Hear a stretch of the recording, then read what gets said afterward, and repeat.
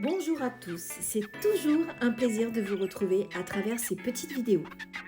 Alors aujourd'hui, étape cruciale du parcours flamme jumelle, cette étape qui est la séparation. Extrêmement douloureuse, mais pourtant indispensable. C'est une phase pendant laquelle chaque moitié va commencer à gérer ses propres blessures et comprendre que la séparation n'est qu'une illusion. Comprendre que ce qui les unit est un lien indéfectible et immuable. Selon les parcours, il peut y avoir une ou plusieurs séparations. On peut même parler de quelques heures, ce qui reste même aujourd'hui extrêmement rare, à quelques jours, semaines, voire années, ou bien vivre selon silence dont les petites flammes par le temps. Parfois, pendant cette période de séparation, il peut arriver d'avoir quelques contacts fugaces ou bien recevoir quelques nouvelles.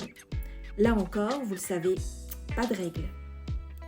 Nous vivons une période dans laquelle les énergies s'accélèrent et les périodes de séparation et de réconciliation suivent ce mouvement. Alors, reprenons à la fin de l'étape précédente dans la vidéo. J'essaierai de vous mettre le lien d'ailleurs dans les commentaires. Nous avions donc nos deux petites flammes qui se sont reconnues, puis ont vécu la phase idyllique de la lune de miel. Les dissonances dues à l'ego sont apparues et ont laissé place aux peurs, laissant ressurgir les blessures originelles de chacune des deux âmes. Avant d'aller plus loin, j'aimerais dire que les deux protagonistes de cette histoire souffrent énormément. De plus vous avez expérimenté le lien sur d'autres fréquences, plus la séparation vous paraît douloureuse. Cette séparation provoque inévitablement le début de la nuit noire de l'âme pour chacun. Elle peut être vécue de manière décalée et pas forcément égale au niveau de l'intensité. Mais avant d'en parler davantage, occupons-nous du premier cas, le runner. C'est lui qui, le plus souvent, est à l'origine de la séparation. Dans le cas contraire, il s'arrangera toujours dans son attitude à pousser l'autre à la séparation et à endosser la responsabilité. C'est donc la peur d'être rejeté qui le pousse à adopter un comportement de fuite. C'est une forme de contrôle sur l'autre et sur la situation.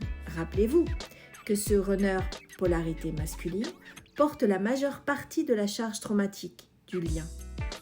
C'est donc extrêmement souffrant pour lui. Et afin de se protéger, il prend la fuite. Le chaser, quant à lui, fait tout, dans la plupart des cas bien évidemment, pour éviter la séparation. Il ressent inconsciemment sa blessure originelle d'abandon remonter à la surface et cette dernière est horriblement douloureuse. La polarité féminine du couple porte la mission d'éclaireuse. Elle est souvent beaucoup plus éveillée spirituellement que son autre. Elle tente par tous les moyens de le sortir de l'illusion et lui faire comprendre et accepter leur lien si spécial. À noter que ce binôme est parfaitement encodé pour faire travailler l'autre et faire exactement ce qu'il faut pour faire remonter les blessures à la surface. C'est à ce moment qu'il est si important de pouvoir prendre du recul, d'affronter les blessures respectives afin de purger la charge karmique commune. Ces réparations, si elles ont lieu en fonction du travail et l'avancement de chacun, permettront aux jumeaux de se réunir, enfin, dans l'harmonie, ou presque. Lol. Revenons maintenant sur cette fameuse nuit noire de l'âme. Elle dure plus ou moins longtemps, mais en général, on parlera de quelques semaines, quelques mois, voire quelques années. On peut également la vivre de façon entrecoupée, avec plusieurs phases différentes. Quoi qu'il en soit, son but est simple, mais incontournable. Comme dit précédemment, elle permet de transmuter les charges traumatiques personnelles et communes de chacun des jumeaux. On oscille alors entre malédiction et bénédiction. Cette période sombre peut être profondément déroutante. Les personnes plongées dans cet abîme vous le diront. La barrière de l'ego s'écroule. Plus goût à rien, plus d'objectifs, des idées noires, un manque de sommeil, de la fatigue psychique, émotionnelle et physique. Rien à voir avec une déprime ou une dépression ou bien encore un burn-out. Durant cette période, l'autre peut devenir obsessionnel. Le lien énergétique perdure entre les deux. Il est si intense qu'il perturbe et envahit les pensées quotidiennes du jumeau. Cette relation nous empêche littéralement de poursuivre le cours normal de nos vies. Il est très difficile d'assumer un quotidien, des contingences matérielles, familiales, amicales ou professionnelles, car notre esprit est en permanence occupé par son autre. La séparation peut devenir intolérable. À noter que ce n'est pas une des flammes qui déclenche cette descente aux enfers. La nuit noire de l'âme est bien la responsabilité des deux protagonistes.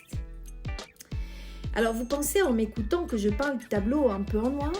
Eh bien, je pense être véritablement même en dessous des ressentis partagés des quelques petites flammes que j'ai eues en consultation.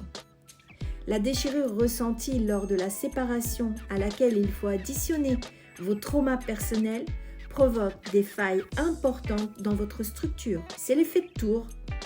Tout votre monde s'écroule. Attention là encore, on ne passe pas la nuit noire de l'âme dans le but de reconnecter à sa flamme jumelle. Ce serait une erreur de l'ego. C'est la reconnexion à soi qui va tendre vers l'unicité et in fine vers la reconnexion à l'autre. Mais la question essentielle est comment en sortir ? La résilience est le mot-clé. La première chose à faire, si vous êtes dans cette période du parcours, est avant tout d'essayer d'accepter la situation. Et quoi que vous en pensiez, le temps est votre allié. Car il faut bien comprendre que cette reconnexion ne pourra avoir lieu tant que l'autre ne sera pas prêt. Et que peut-être, il ne le sera jamais dans votre incarnation actuelle. D'ailleurs, certaines flammes peuvent refuser, inconsciemment bien sûr, de sortir de cette nuit noire de l'âme. Accepter l'appel de l'âme à éclairer des parties de vous qui sont encore endormies est un bon début. Vous avez le choix. Accepter ou rentrer en lutte. L'ego va forcément vous empêcher d'y voir clair.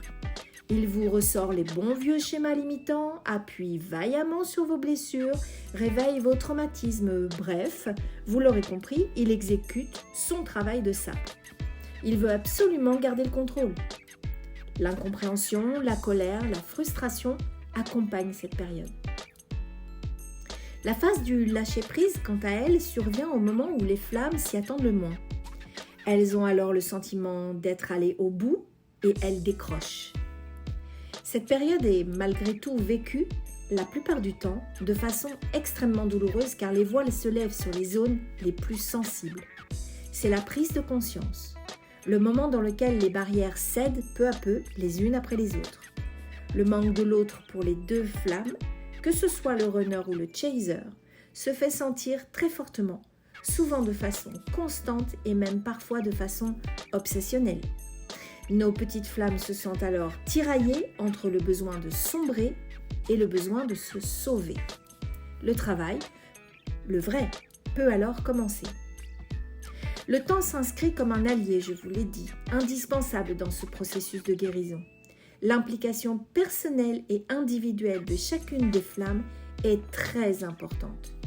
Le temps sans l'autre va leur permettre de commencer leur parcours d'éveil en conscience. Néanmoins, il peut être vécu par l'une et l'autre des flammes complètement différemment. Alors le mot que je n'ai pas encore prononcé est le mot « attente ». Un mot qui doit résonner dans le cœur de beaucoup d'entre vous, n'est-ce pas ? J'aimerais que l'on s'arrête un instant sur ce mot.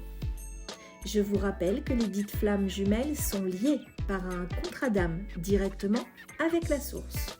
Elles sont donc de ce fait énergétiquement, liées l'une à l'autre jusqu'à la rupture de ce contrat. Lorsque les jumeaux ne sont plus en contact physique, à partir de leur séparation et pendant leur nuit noire de l'âme, elles gardent tout de même le contact entre elles. La dimension terrestre ne comprend pas ce genre de lien. Quand les flammes tentent de s'expliquer et d'expliquer à leur entourage leurs ressentis, elles reçoivent simplement une fin de non-recevoir. L'ego, de son côté, bloque littéralement tout espoir de compréhension, car cela le met en totale insécurité. Et vous vous entendez dire par votre entourage: « Mais qu'est-ce que tu fais? Tu perds la tête. Oublie-le, passe à autre chose. Il ou elle n'est pas là, il ou elle n'en a rien à faire de toi, etc. etc. » Tout cela n'a rien à voir avec une décision que l'on peut prendre. Cela ne dépend pas de notre libre arbitre. Les injonctions terrestres ne fonctionnent pas. Alors je vous rassure, cet effet dévastateur s'amenuise au fil des incarnations. Plus on avance sur son chemin de compensation, plus les étapes et les difficultés qui en découlent se dissipent, voire se confondent pour enfin presque s'effacer. Une autre petite parenthèse. L'attente va complètement à l'encontre du processus de guérison. Lorsque l'âme accepte puis lâche prise, elle décide en conscience de ne plus être en attente. Elle fait le choix pour elle-même en premier lieu de se reconstruire, d'améliorer toujours plus sa compréhension, d'aller sur le chemin de l'autonomisation et de l'indépendance, de travailler sur son estime de soi et l'amour de soi. Alors, lorsque je vois passer sur les réseaux des publications du genre « Est-ce que mon autre pense à moi ? Quelles sont les énergies de mon autre aujourd'hui ? etc. etc. » cela me fait bondir, car tout ce mécanisme vous retient littéralement en otage. Vous ravissez votre ego qui se réjouit d'avoir la porte grande ouverte. Le chemin de guérison est un chemin de solitude et d'introspection personnelle. Il ne peut se faire à deux. Mais bon, revenons à nos moutons. La séparation a donc pour but de nettoyer, on l'a vu, purger et transmuter le fardeau karmique de chacun. L'ego a cédé. Ça y est, les petites flammes commencent à comprendre et accepter qu'elles sont dans un parcours compliqué et qu'elles sont appelées à effectuer un travail de purge. À chaque période d'acceptation, l'âme des flammes se nourrit et se reconstruit peu à peu. Elle arrive peu à peu à intégrer les éléments fondamentaux que sont l'estime de soi, la confiance en soi, l'amour de soi. Mais comment se passe tout ce parcours ? Alors, ne vous effrayez pas, cela paraît très compliqué au premier coup d'œil, mais vous verrez, c'est assez simple à comprendre. Nous sommes toujours sur cette notion trio qui est l'acceptation, le lâcher-prise et l'intégration. Bon, si vous regardez attentivement ce schéma, vous observez que ce processus n'est pas linéaire. Bien au contraire, c'est un peu les montagnes russes. Tout ce qui va suivre m'a été livré en canalisation et expérimenté lors de mes consultations. Ce n'est donc que ma vérité. Le processus de cette phase est en général très long. Tout du moins, c'est le sentiment qui s'en dégage pour un grand nombre d'entre vous. Lorsque le runner et le chaser entament leur processus, ils rentrent chacun dans leur catégorie en lutte contre leur ego. Puis, ils s'efforcent de purger peu à peu leurs charges traumatiques et sont donc en progrès.